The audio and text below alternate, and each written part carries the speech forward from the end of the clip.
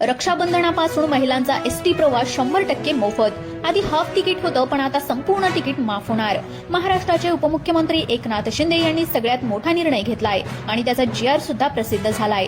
जर तुम्ही एसटीने प्रवास करत असाल तर महिलांनो, तुमच्यासाठी अतिशय आनंदाची बातमी समोर आली, कारण आता सगळे नियम काढले। आता ज्या महिलांना हाफ तिकीट होतं त्या महिलांचं आता संपूर्ण तिकीट माफ होणार। आता महिला कोणत्याही वयाची असू द्या, 25 वर्ष, 30 वर्ष, 35 वर्ष किंवा 60 वर्ष, अशा सगळ्या वयातील महिलांसाठी सरसकट तिकीट बंद करण्याचा निर्णय या ठिकाणी घेण्यात आलाय। आता यावर तुमचा भरोसा कदाचित बसणार नाही, पण जेव्हा उपमुख्यमंत्री एकनाथ शिंदे बोलतात ते करून देखील दाखवतात। जेव्हा ते मुख्यमंत्री होते तेव्हा त्यांनी लाडकी बहीण योजना सुरू करण्याचा सर्वात मोठा आणि पहिला क्रांतिकारी निर्णय घेतला होता, पण आता तर थेट त्यांनी महिलांचं संपूर्ण तिकीट माफ करण्याचा जो काही निर्णय घेतलाय हा सगळ्यात मोठा आणि दुसरा क्रांतिकारी निर्णय आहे। खरं तर महिलांना आतापर्यंत हाफ तिकीट होतं। 100 रुपयांचा जर त्यांचा प्रवास असेल तर कदाचित 50 रुपये त्यांना खर्च करावे लागायचे, पण आता 0 रुपयामध्ये त्यांचा प्रवास होणार आहे। रक्षाबंधनानिमित्त महिलांचे लाडके भाऊ एकनाथ शिंदे साहेब यांनी हा सगळ्यात मोठा निर्णय घेतलाय। आता साहजिकच तुम्हाला प्रश्न पडेल की राज्याचे मुख्यमंत्री या ठिकाणी मग एकनाथ शिंदे कसे काय निर्णय घेऊ शकतात, पण पहा, महाराष्ट्राचे जे परिवहन मंत्री आहेत प्रताप सरनाईक, जे एसटीचा कारभार पाहतात आणि ते एकनाथ शिंदे यांचे शिवसेनेतले आहेत, म्हणजेच एकाच प्रकारे एकनाथ शिंदे यांच्याकडे एसटीचा सगळा कारभार आहे आणि म्हणूनच त्या अधिकाराच्या आधारे त्यांनी एसटीच्या भाड्यामध्ये सरसकट महिलांना सूट देण्याचा निर्णय घेतलेला आहे। आता जर तुम्ही एसटीने कुठे जात असाल तर तिकीट घेण्याची अजिबात गरज उरणार नाही। तुम्हाला तिकीट मिळेल, पण महिलांनो, त्या तिकिटावर 0 रुपये लिहिलेलं असेल। जर तुम्ही कुठेही गावाला जात असाल, मुंबई पुण्याला कुठेही फिरायला कामाला जात असाल, कोणत्याही फिरणाऱ्या महिलांसाठी आता एसटीचा प्रवास 100% मोफत करण्याचा निर्णय झालाय। आता खरं तर ही सर्वात मोठी आनंदाची बातमी आलेली आहे। आता हे 28 ऑगस्ट पासून सुरू, पण थांबा, या ठिकाणी एक मुद्दा लक्षात घ्या, कारण की एसटीची ही जी काही सवलत सरसकट सर्व महिलांना मिळणार नाही। फक्त ज्या महिला प्रवाशी या 5 नियमांमध्ये बसतील आणि ज्यांच्याकडे हे 3 कागदपत्र असतील त्यांनाच हा लाभ मिळणार आहे। पहा, जसं प्रत्येक योजनेला पात्रता असते, कागदपत्रांची अट असते, तसंच या सरसकट 0 तिकिटाच्या योजनेला देखील अट आहे।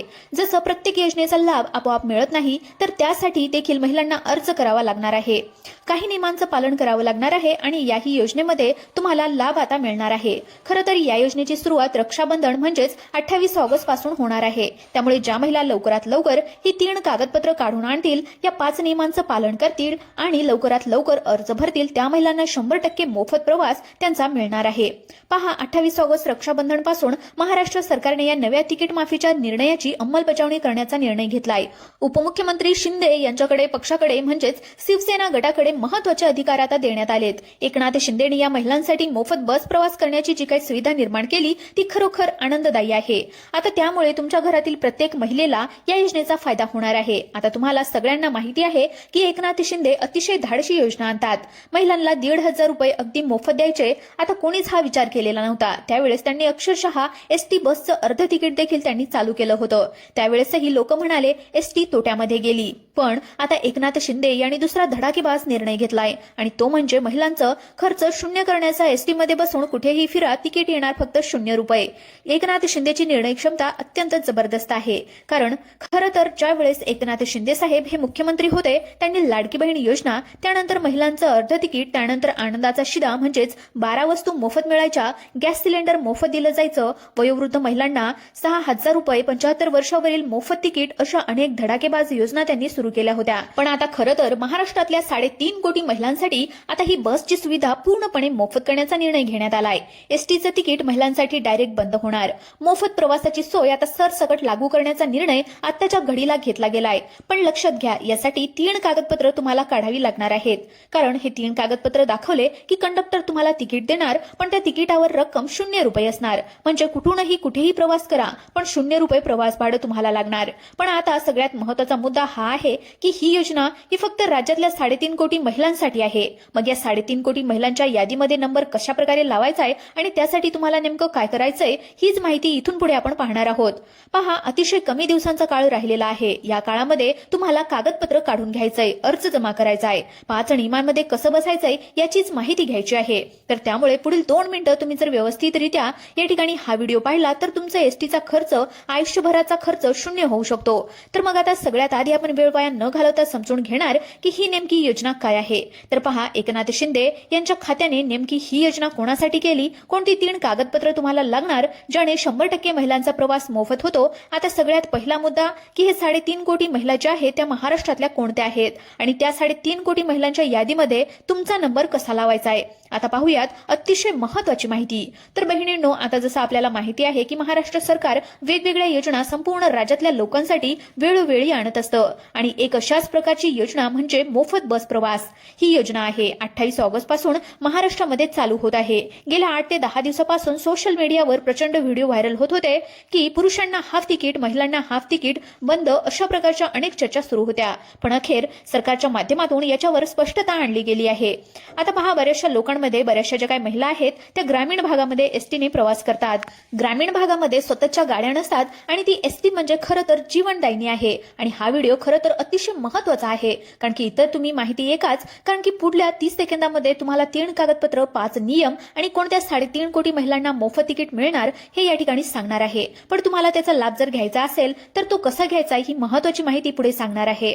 आता पहा, सरकारने सांगितले की याच्यामधली पहिली अट पहा. आता पहिली अट काय आहे की याच्यामध्ये 3.5 कोटी महिला आहेत तर त्यातली पहिली कॅटेगरी किंवा पहिले लाभार्थी जे आहेत तर त्या विद्यार्थिनी आहेत, म्हणजेच शालेय विद्यार्थिनी.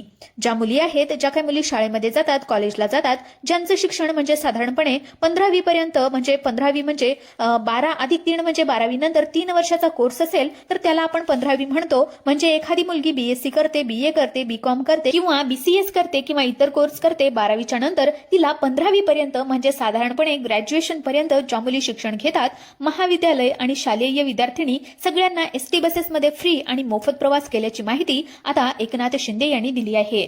आता फक्त आणि फक्त हा प्रवास मुलींना त्या ठिकाणी मोफत मिळणार आहे. पण आता याबरोबर ही झाली पहिली कॅटेगरी आणि आता दुसरी कॅटेगरी. आता पूर्वी काय होतं, ज्या महिलांचं वय 65 वर्षापेक्षा अधिक होतं त्याही महिलांना हाफ तिकीट मिळत होतं आणि ज्यांचं वय 65 वर्षापेक्षा कमी होतं त्याही महिलांना अर्ध तिकीट मिळायचं. पण मग आता महिलांकडून अशी वारंवार विनंती केली जात होती की आमचं वय जर जास्त आहे तर मग आम्हाला पूर्ण तिकीट माफ द्या.